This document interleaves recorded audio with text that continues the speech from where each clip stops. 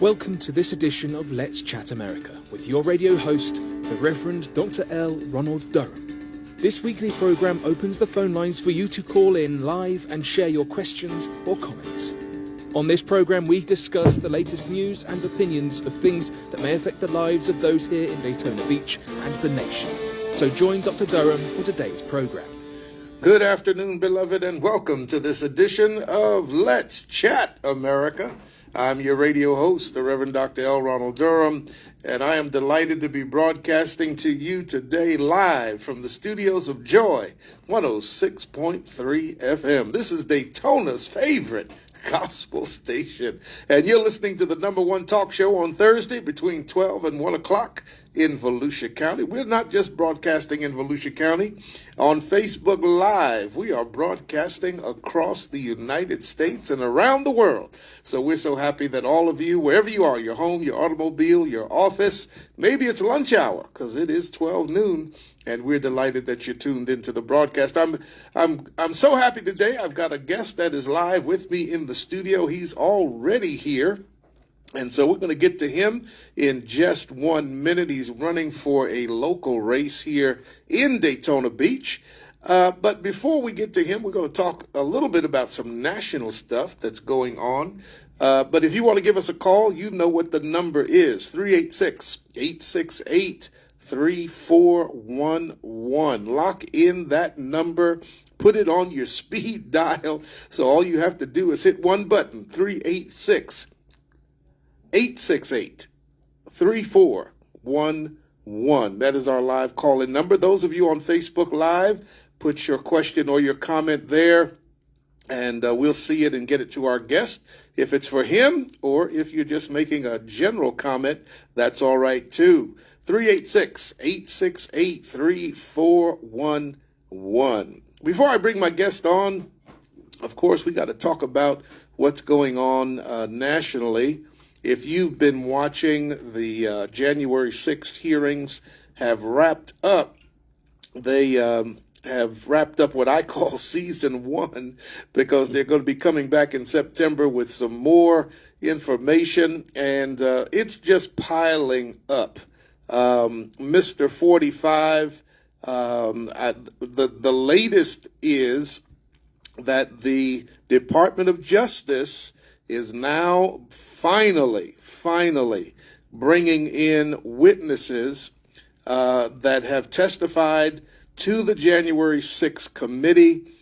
Cassidy Hutchinson is the latest that we know has gone before the January 6th committee and also has been called by the Department of Justice. And the facts are clear. It looks very clear that there was more involvement by number 45 than people ever realized. And all of his minions behind the scenes, they are part of what I call the cult. And that's exactly what it is. It is a cult. And they are rabid. They follow him without question. Whatever he says, if he says jump, they jump. If he says run, they run. And it is incredible. We know that Steve Bannon, his advisor, just finished up his trial. He was found guilty on all charges. Guilty on all charges. They're going to have the sentencing at some point in the near future. He was released after being found guilty of all charges. If I was the judge, I think I would have immediately remanded him to custody. But that didn't happen. So he's walking around free until the sentencing hearing, and who knows what the sentence will be by the judge. We'll have to wait and see, of course. His lawyer is claiming they are going to appeal, and we knew that was going to be the case as well. That is a number 45 type strategy. String things along as far as you can in the court system. Just let it try to run out the course and have people get to the point where they're so frustrated with trying to keep up financially with attorneys being hired to fight cases that they eventually give up. So that's right out of the 45 playbook.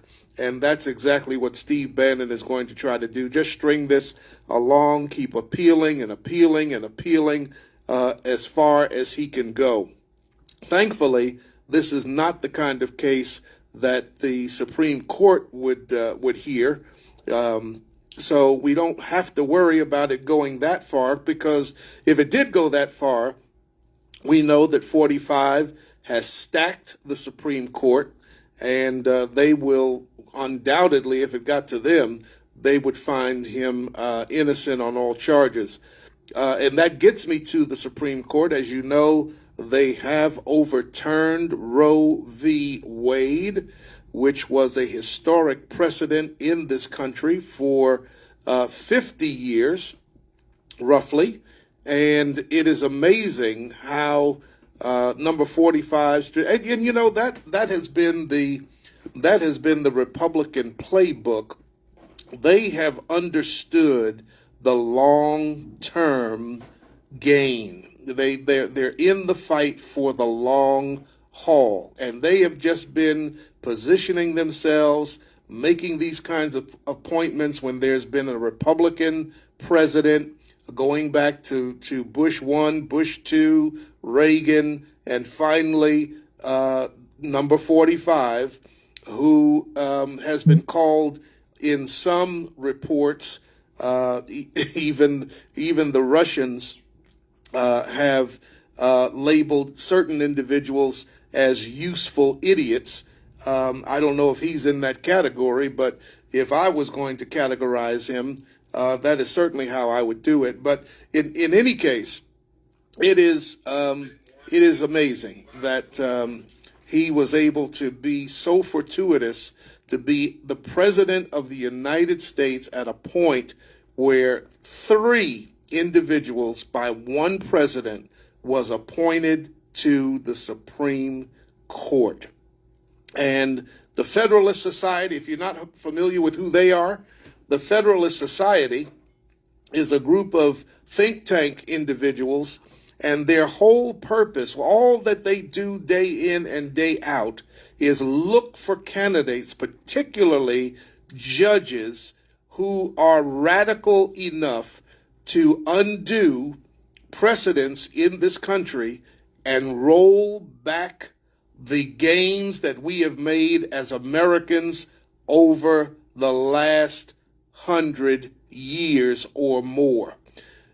The thought is already that Clarence Thomas, and he wrote in his opinion on Roe v. Wade, and he didn't have to add this little caveat, but he did tip his hand by writing that there are other things that need to be addressed, and he wants the Supreme Court to look at these other areas such as contraceptives, a man and a woman in the privacy of their bedroom not being able to use contraceptives if they're not looking to have a child.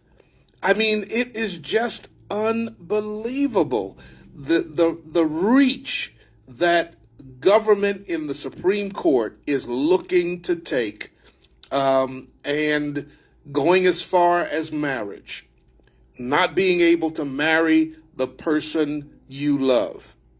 And these are things that you keep your eyes open, keep looking and watching all of these events and making sure that you are out voting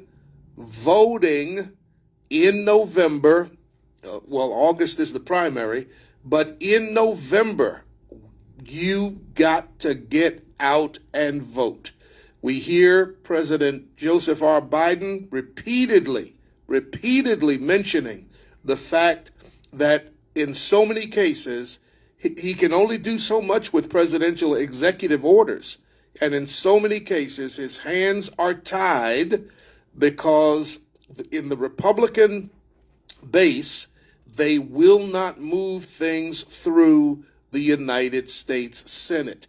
In the House of Representatives, we have enough Democratic support to pass major legislation, and you've seen it over and over and over and over again, the House passes bills, and then it gets to the Senate, and because of the filibuster, which requires a 60-vote majority for legislation to pass, and there are only 50 Democratic senators.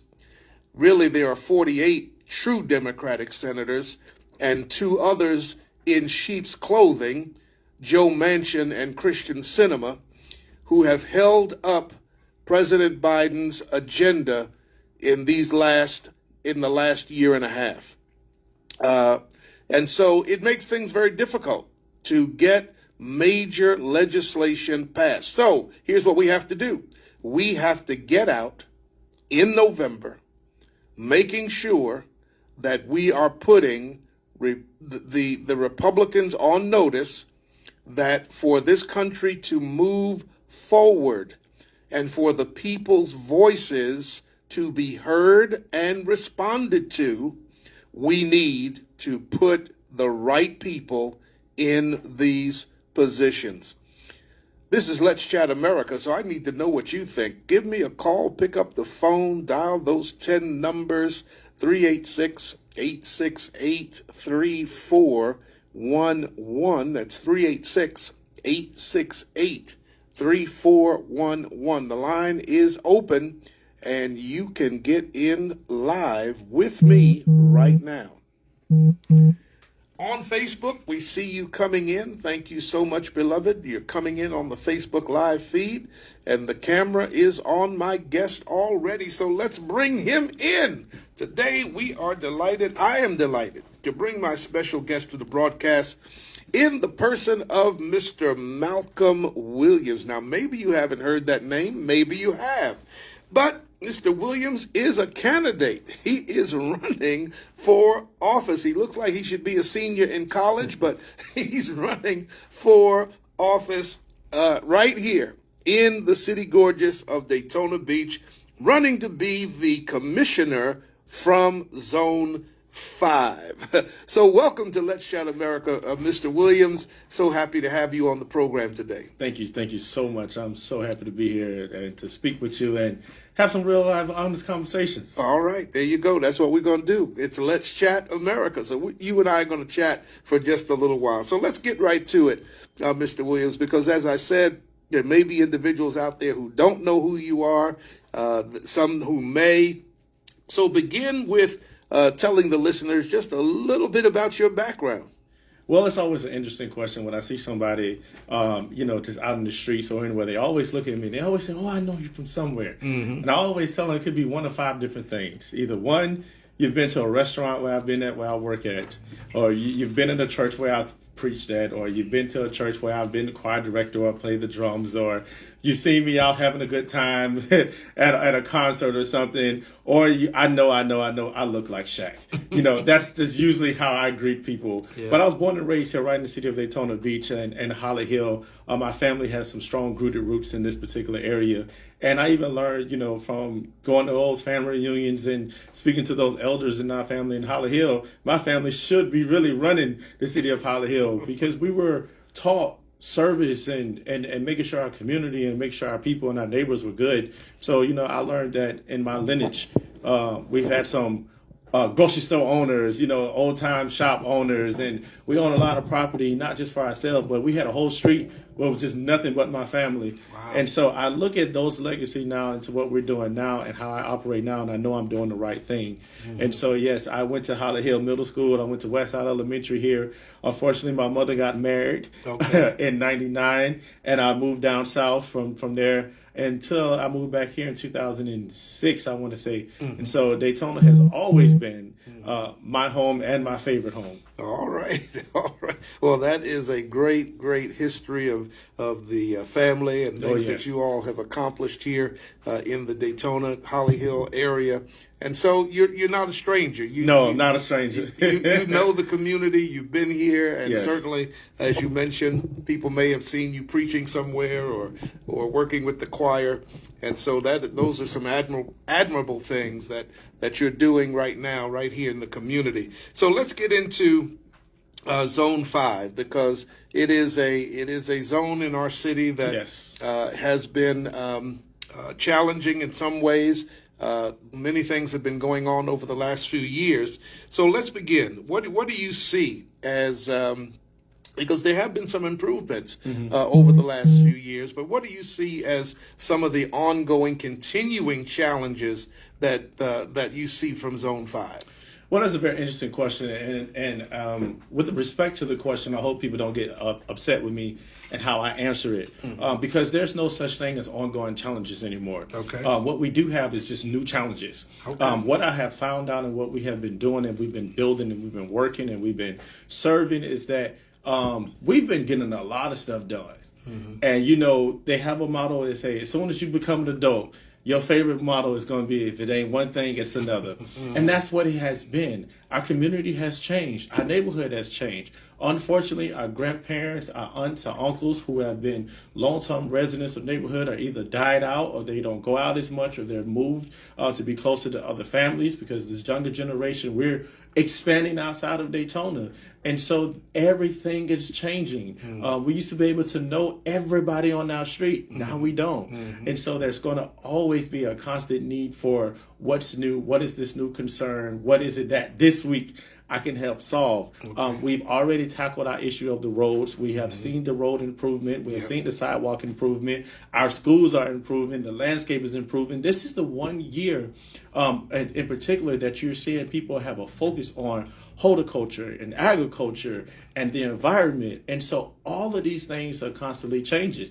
We didn't care what plants we had in our yard 10, 20, 15 years ago. Now people are like, okay, if I plant this particular plant, this is going to attract these bees, these birds. I'm going to get this fruit. I'm going to produce this vegetables.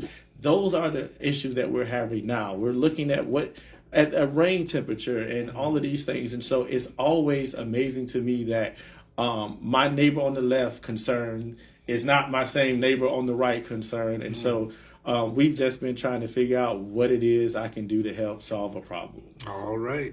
If you're just tuning in, this is Let's Chat America here on Joy 106.3 FM. I'm your host, Dr. L. Ronald Durham. My guest today is Mr. Malcolm Williams. He is a young candidate running for Zone 5 City Commissioner here in Daytona Beach. If you want to talk to him, if you have a question that you might want to ask him about, maybe you live in Zone 5 or you know someone who lives in Zone 5, call them and tell them to tune to Joy 106.3 FM. Somebody who wants to represent them is on the radio right now. If you have a question or a comment, just dial those 10 numbers, 386-868-3411. That's 386-868-3411. And you don't have to ask Mr. Williams specifically about Zone 5. If you live anywhere in Daytona Beach, the city commissioners vote for everything across the city, not just in their zone. So he's going to be looking at everything in Daytona Beach, in Zone 1, 2, 3, 4, 5, doesn't matter where it is. He's going to be responsible, if elected, to improving all of Daytona Beach. 386-868-3411. So, of course, Mr. Williams, we got to get to the big elephant in the room. Yes. And that is you're running against a long-standing incumbent for Zone 5. So tell the people why they should vote for Malcolm Williams. So I answer that question in this way. One, I'm not running against anybody. I'm running for me. Okay. If we talk about national issues, what's the number one national issue or the number one command throughout the nation? Hey, we need more people to run. Hey, we need the younger generation to get involved. Hey, we need more black men to get involved. Hey, we need more minority women to get involved. And so what I'm doing right now is answering the call that has been presented to me. I don't want to try to give the illusion that I'm running to say she was a bad commissioner, she's been there too long. No, because she's been a great person. She's been a great advocate. But what I am saying is that I am, in this season and in this moment, I'm a different voice. I'm a new voice. I'm a new set of eyes. I'm a new, as they say, I'm the young buck that can carry the heavier load. I am running for myself the opportunity to do greater things in this community. Right. Sometimes when you've been doing a job for too long, you get complacent, you get stagnant. You know how to do it, you know how to operate it. And so just naturally, you begin to fall back a little bit and let other people take the lead and let other people get involved and have staff do this. I want to be able to get in on day one to say, hey, these are the ideas, these are the objectives, these are the issues that I want to tackle personally. Give me the energy to push behind it. And I want to get things done for not only myself, but for the community and for the city at large. And I have a long list of stuff right now of what we want to do, but I believe that putting some new energy into our community is going to be the next thing for the next 10 years. All right. And I'm sure you do have a lot of ideas, and we'll probably get to some of those in my questions a little later. But in your response, Mr. Williams, do you mind if I call you Malcolm? Yeah, anytime. All right. In your response, Malcolm, you mentioned the fact that you are a young black man. Mm-hmm. And we're seeing here in Daytona Beach, we're seeing it across the country. Young black men have many things sometimes that rise up against them, from encounters with the police on the street, certain ways that they have to respond in those encounters, things that they may be lacking from the standpoint of resources. What can we do as a community to address some of the things that young African-American men have to deal with every day?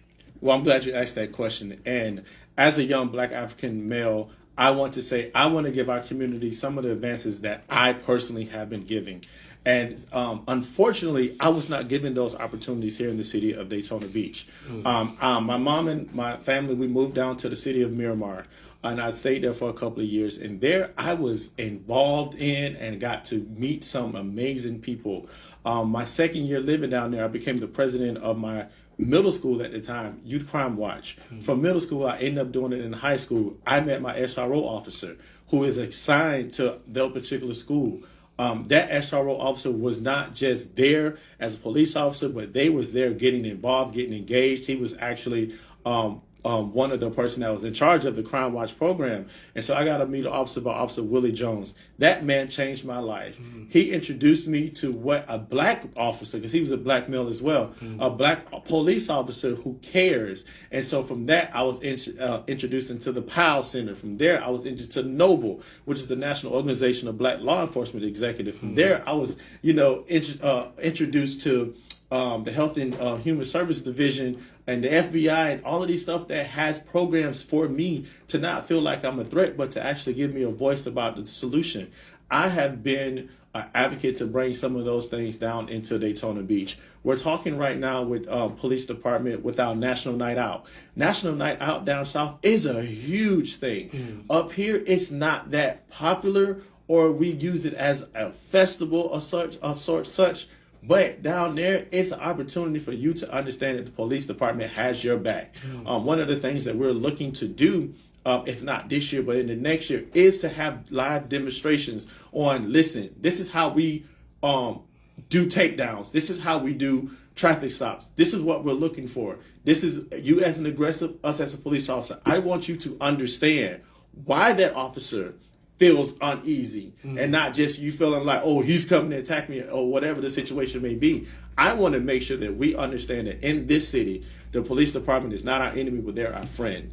So that is one of the things. National Night Out, Red Ribbon Week, School Safety Week, all of these entities which allows us to interact with the police department in a different format is the gateway to how we change the culture. All right. Thank you so much. Malcolm Williams is my guest today, running for commissioner in Daytona Beach for zone number 5. If you want to ask him a question or you have a comment, pick up the phone, dial those 10 numbers, 386-868-3411. That's 386-868-3411. We see all of you on Facebook Live. Boy, there's a bunch of you watching the program today and seeing my guest in person in the studio with me. I'll get my lips to match my thoughts in a minute. But if you want to give us a call, pick up the phone. The number's 386-868-3411. Malcolm, as I mentioned, there's Zone 5 is going to be the zone that you're running for, and it'll be your primary concern. But what are your thoughts when it comes to, we have an area here in Daytona Beach called Midtown. What are your thoughts when it comes to the core? And I consider Midtown to be the heart of the city, with the city in its heart. What are your thoughts on the core of the city and what could be done to bring even more improvements in that part of town? Well, I love Midtown. Midtown has always been the place that we go to gather. And so my thoughts is this. I'm not a resident of Midtown, and so I cannot speak for the residents of Midtown. But what I can do is give the residents of Midtown another voice. And so when it comes to that, I want to make sure that the commissioner that is on over Midtown, Midtown is very unique. It has 2 or 3 commissioners that has some input in there. I want to be able to hear them out. I want to also be able to give ideas and give new suggestions and things to get, again, like I said, give a new set of eyes, because we can definitely be using Midtown better. Midtown, technically speaking, in my opinion, is our Lake Eola in Orlando and things of that nature. We're looking at it as the Esplanade is the new gathering point. But Midtown could really be that historic gathering place for us. So we definitely need to put some more funds, some more dollars into that area. We definitely need to seek some public and private investment. I personally would like to see some corporate restaurants or some corporate entities in that area as well to support our small businesses that are there. I look at the progress from 2 years ago to now. It's been amazing. The streets look beautiful. The life is coming back in there. You see the restaurants that are on that area. You know, every street in Daytona is going to always be anchored by a great church. Midtown has to be one of the blessed areas because it's surrounded by a bunch of churches, and that is very unique for us. And so we want to make sure that we do put that on our map a little bit better. We always go straight to the beach, but it's in the streets of Midtown that you really get to love Daytona Beach. All right. And I happen to pastor one of those great churches in Midtown, Greater Friendship. Yes. Give a shout out to the ship, Greater Friendship Missionary Baptist Church. So we are unique in Daytona Beach. We are a beach town, which means that we have visitors from all over the world that come here throughout the year. And in many cases, they increase our population by tens of thousands. So what do you see as the challenges associated with being a beach community, having these events that come through town throughout the year, some of them favorable, some of them not so favorable, like the truck events, and they can cause a lot of havoc when they're in town? What are the challenges of being an event city like Daytona Beach? Should we have more events, less events? Well, that's a very unique question because with what I do know, I want to say, yes, we need to have more events, but I don't want to disregard the fact that our police department is understaffed and overworked. I want to say, let's not have any events and understand that our small businesses and our merchants and all stuff thrive off of those events. And so, as a young person, one thing that I look for when we that live in Daytona Beach want to go on vacation, we go to the Bahamas, we go to Key West, we go to other beach cities, and we rarely spend time at the beach. We go, RVing, and we go do stuff in the city for the experience. Even though we're a beach town, a lot of people are coming for the beach, but they're coming to Daytona.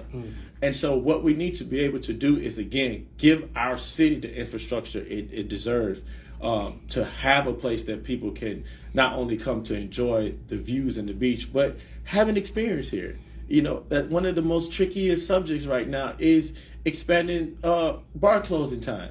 I feel like that should have never been reduced.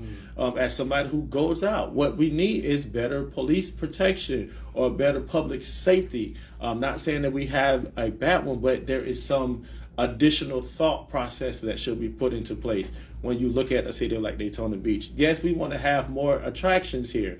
The boardwalk can't be the only thing that holds us together. And so NASCAR can't be the only thing that holds us together. We're missing some very, very key business opportunities that could be here. So I want to make sure, again, we just have a fresh set of eyes on what the possibilities look like. What are people doing when they go on vacation? What other places can we go? I remember many years ago, I was like, we're going to get a Chuck E. Cheese in Daytona, and everyone's like, no, you're crazy. It will never do good here, never do good here.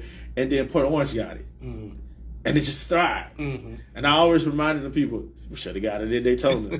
It's those little things. Dave & Buster's is not here, so that's adding to us. There's we're looking for that Top Golf. Top Golf really needs to be here. Those are the things that we're just slightly missing as an advantage to why people really, really come to Daytona Beach outside of the beach. Well, we certainly we've seen some tremendous growth, particularly on the west side of the city. You got Tanger outlets, you've got Buc-ee's, you've got, a lot of things have been, more is coming. And so we've been seeing that growth pretty steady over the last couple of years. So running for city commission, I know you've gone to city commission meetings, you've watched the commission in action. What do you see as some of the perhaps strengths of the commission? And maybe what do you see as maybe some of the challenges that the current commission has?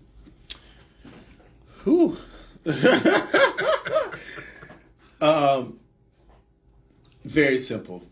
The strength of the city commission is the fact that the city commission of any city allows the opportunity for everyday Americans, everyday people who love their city, to be a part of the process of governing it. That's going to always be our strength, no matter who that person is, no matter what. You don't have to be rich. You don't have to be well educated. You don't have to be the top of your class. You can be a school teacher, Bible school teacher, whatever. If you have a heart to serve, that's going to always be your strength. Where we fall and where we fail is we don't prepare the next generation. Majority of the people on that commission right now have been there 2 or 3 terms. And some will probably be there even longer. And I've always asked them, who is your young person? Who is your intern? Who are you tagging along?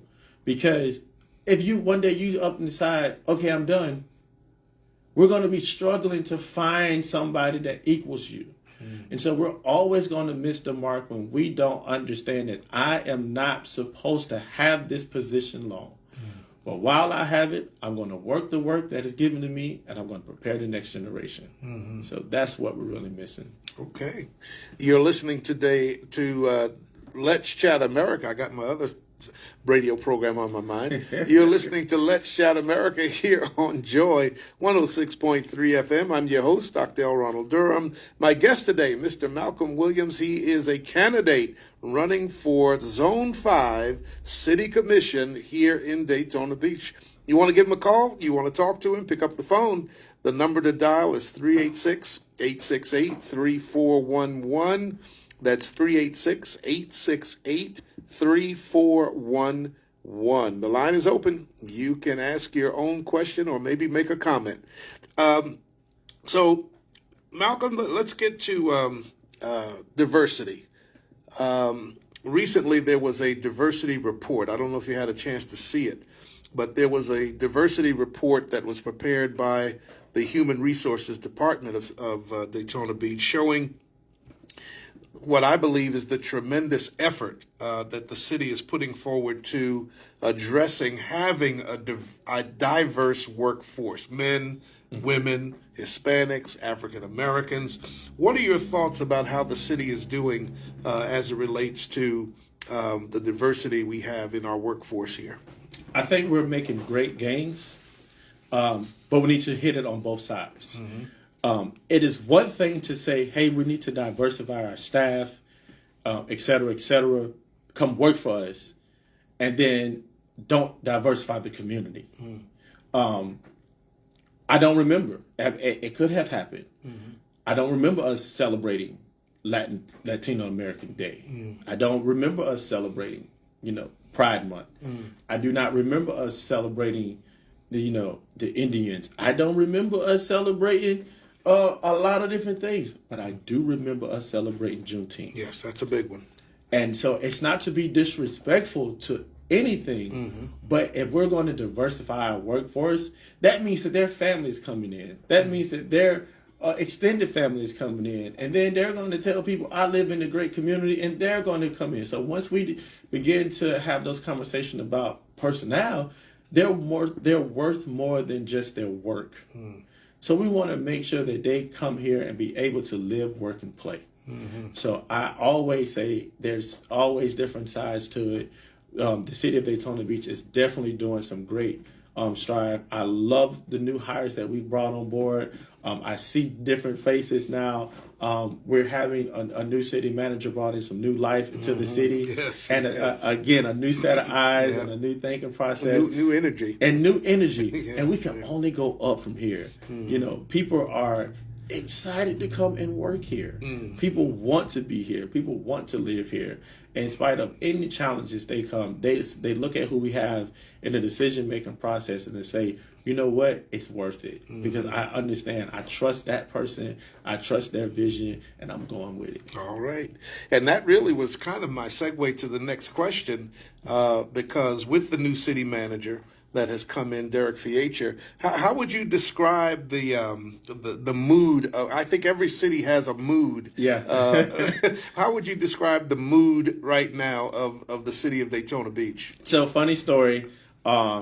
When he was in the process of interviewing, we were having conversations with the 40 and under diversity group that the mayor has. And there was a lot of conversation about the new city manager, and we all felt like there was an opportunity for us to make sure that our voices was heard on who will lead this city for the next 10, 15, 20 years, which I think he'll be here. And when we looked at all the resumes, we were just like a lot of people. We were not pleased with the quality of resumes that we had.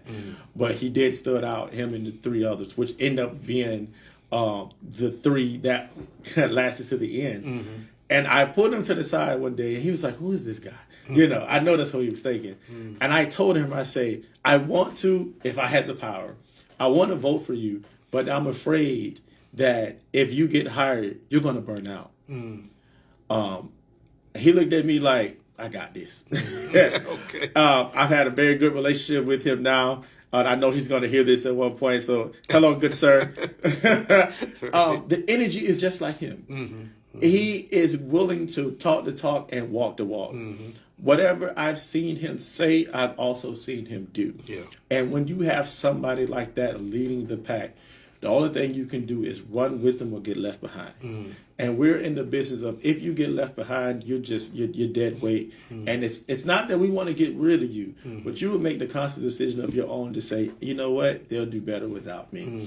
And that's what we need. We need people that'll challenge us a little bit more, make us reach higher goals, make us set goals that other people would have been afraid to make because of what other people would have said, or the margin of failure.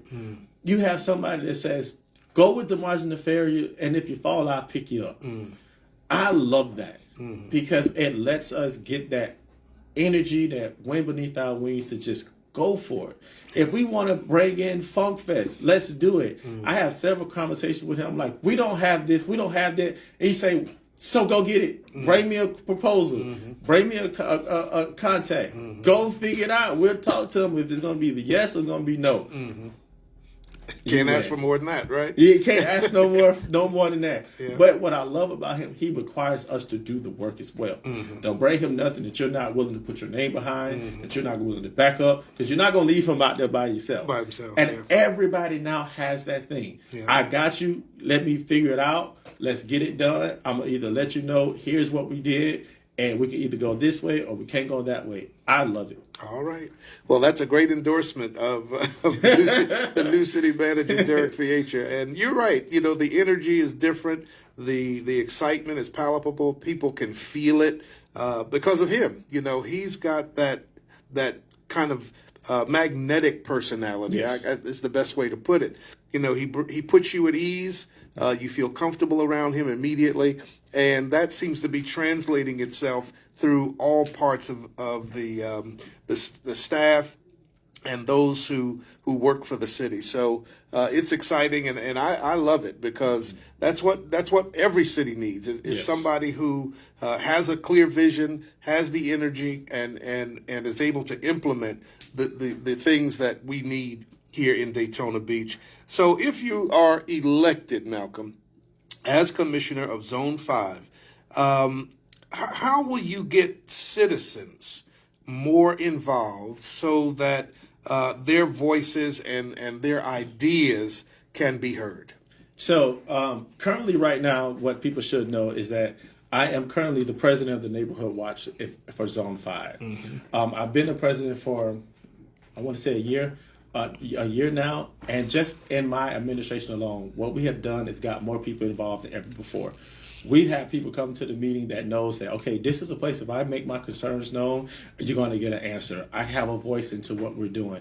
And I just want to go back to the basics. I want to go back to letting the citizens know, you gotta say so, you have power. Mm-hmm. We've asked for, mosquito control from the county. Mm-hmm. We've got it. We've asked for police departments to ride down our streets and not the main street. We've got it. Mm-hmm. We've asked for more participation in our SACs between our Westside Elementary and our Palm Terrace Elementary. We've got it. Whatever we have brought as a concern, the Neighborhood Watch has actually been one of the leading forces in getting it done. So when I am elected, I want to expand that. I realized one of the failures that I have as the president was I would just rely on people to come to us. And so I kind of overlooked Shady Place at Madison Heights. We meet at Living Faith World Ministry Church every first Monday. And so people in that area, from Derbyshire area, my area, which is Cedar Highlands, they usually come out because it's close by.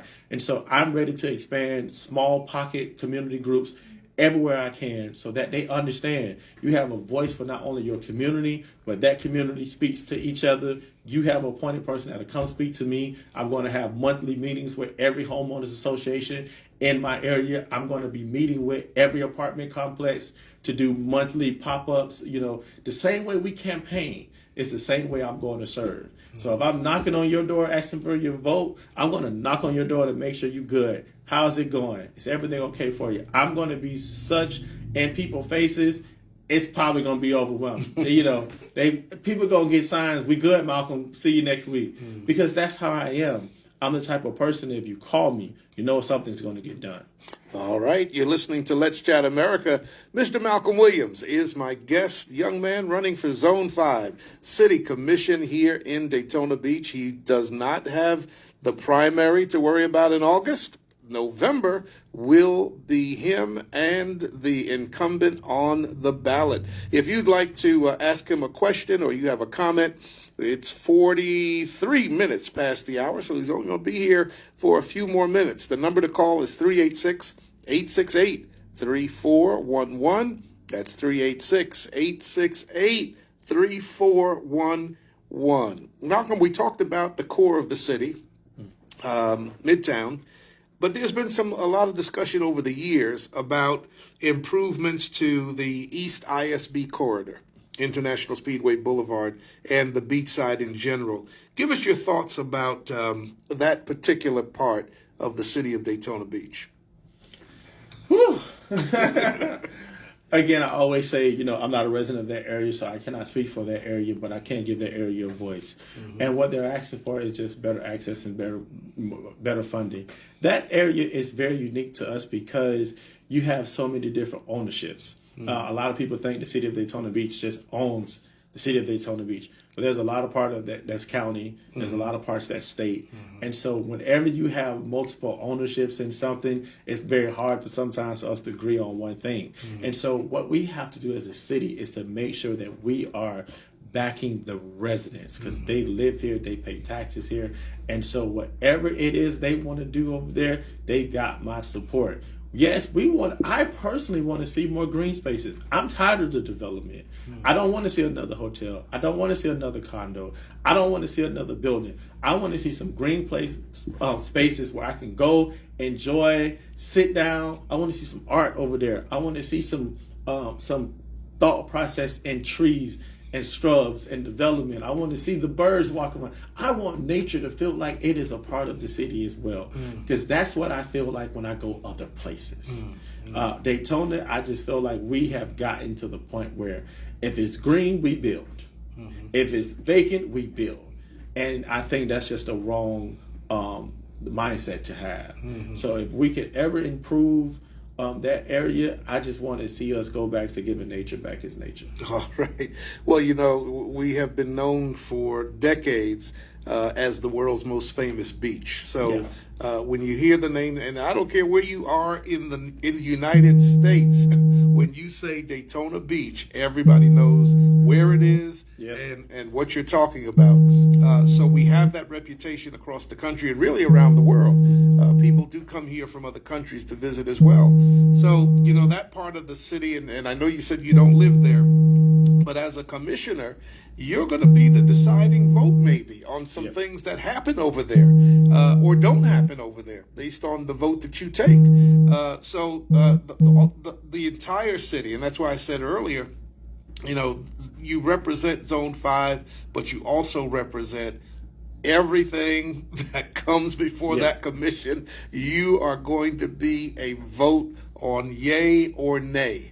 And people need to know what your positions are about everything going on citywide. Yes. And we've got a lot of growth. And what do you think about the west side? As I mentioned, we've got Tanger, we've got the outlet over there. A lot of apartment buildings are being built over there. Margaritaville was built recently, but there's a lot more that's going into that area. What is your feeling about smart growth? Is it smart growth, or are we moving too fast? Well, I think you just answered that in two things. Is it smart growth, and are we moving too fast? If you look at some of the residents, we're going to say, no, it's not smart growth, and yes, we are moving too fast. And we've already admitted that. The commissioners already admitted that. We already know that there's a problem. We're bursting at the seams. But what I want to do is add in a different perspective that I have not heard them talk about. Is the fact that every time that there's a luxury apartment come up, every time that there's a new building come up, every time that we keep adding on house and all that stuff, there's another aspect of life that gets overlooked all the time. And as somebody that comes from the service industry, you're talking about restaurants who already cannot fulfill getting employees. Now they're getting inundated with DoorDashes. You're talking about service people who already can't get to work because of the vulture and bus services are, already out of whack in certain areas. When we develop and when we build, that throws the bus offline a whole nother month. So people have to get up 3-4 hours early just to get to work on time. These are the things that we're not being talked about. I have been in the hospitality business and restaurant business almost 10 years now. Majority of that in the city of Daytona Beach. So I've experienced it firsthand.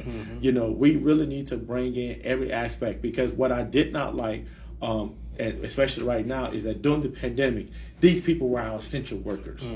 And now that it's kind of slowed down, you don't even hear us talking about essential workers anymore. You don't even see people going to the restaurants and thanking the employees no more. You don't even see people, talking about hospitality workers. These are the people that get affected by all of this growth, all of this development, and all of the things, and it's just not being talked about. All right, I think we have a caller on the line. Caller, welcome to Let's Chat America. You have Dr. Durham and Mr. Williams. What's your question or your comment? My question is, I hear Mr. Williams talking about, what he's going to do when he runs for Zone 5, but, he stopped at Derbyshire. Zone 5 goes beyond that.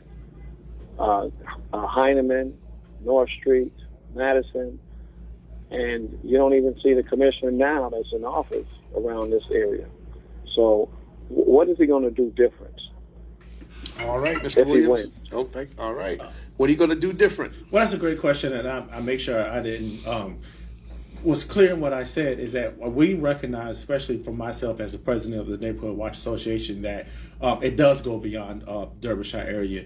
And so, yes, we are expanding to every aspect of it that we can. And so where I went wrong was I went wrong looking at the fact of I felt like there was no person that would take the role like me in these particular areas. There was no me in Madison Heights. There was no me on North Street. There was no me in Shady Place. There was no me over in the LPGA area. And so I figured out I was wrong. And so just like now, and this is something that I've kind of admitted within the past 2 months now. And so what we are looking for is those citizens that are concerned, because a lot of people come to me and say, Michael, I've never known y'all to have a neighborhood watch. And we're the oldest neighborhood watch in the city of Daytona Beach. And so I'm like, I thought everybody knew, and just a lot of people were not coming out. And so, yeah, I'm going to make sure, win or lose, let me make that clear. Win or lose today, we're trying to figure out how to make those improvements now. Yes, I agree with you. A lot of people feel like they have not seen the current commissioner, but I am right now, and I am, when I get elected, going to make sure that I'm available in every aspect and not just during election season. And if anybody wants to reach out to me, you possibly can. My phone number is 386-333-4769. Please give me a call. We can call, email, text, and come by, whatever it is. I don't believe in no.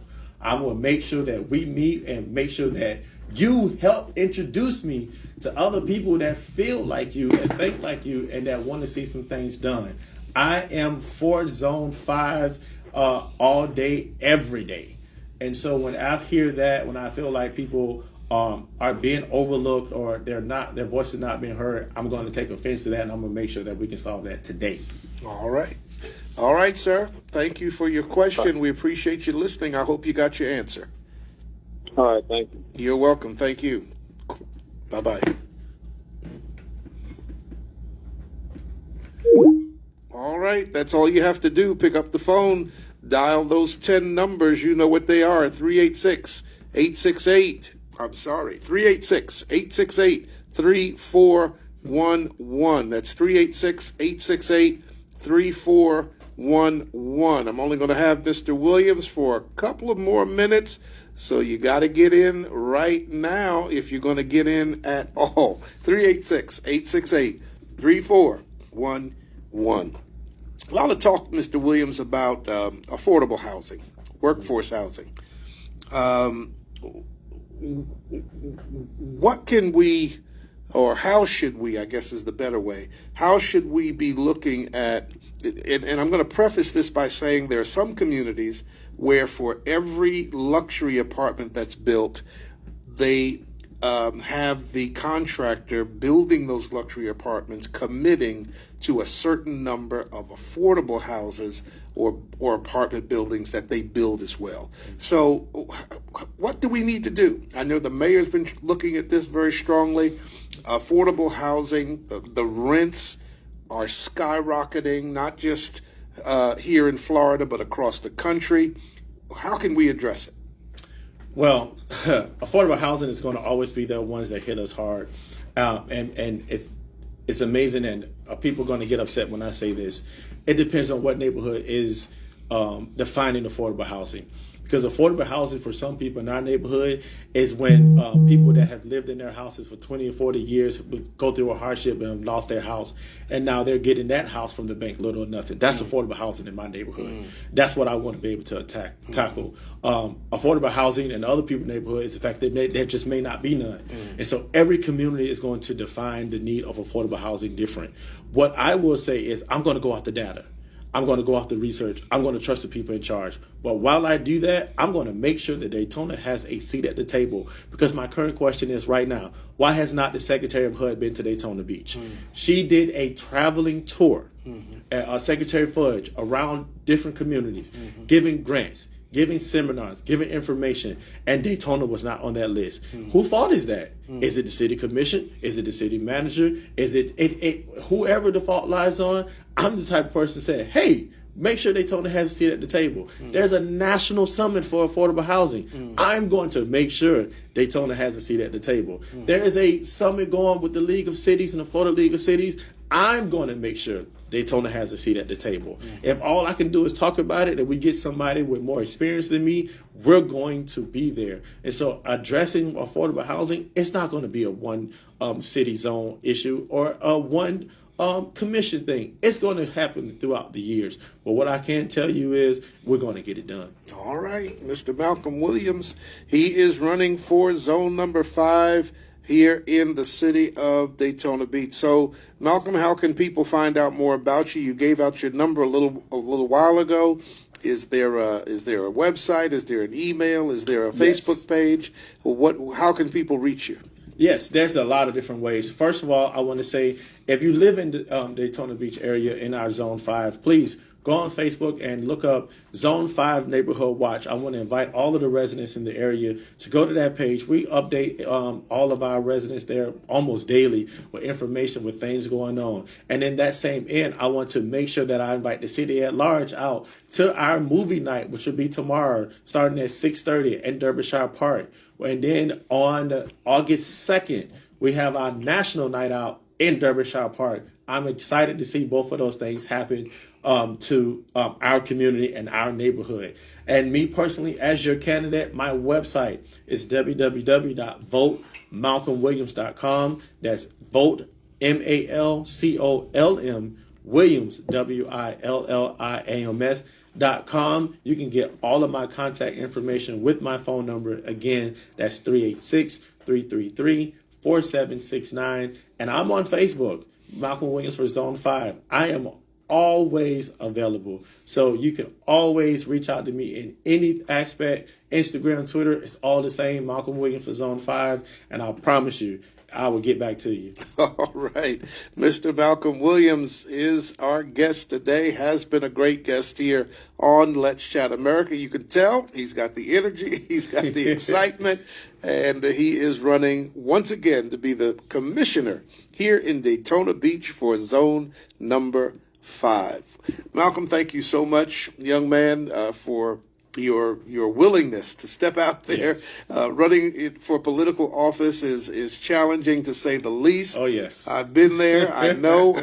And so I commend you for putting yourself out there like that.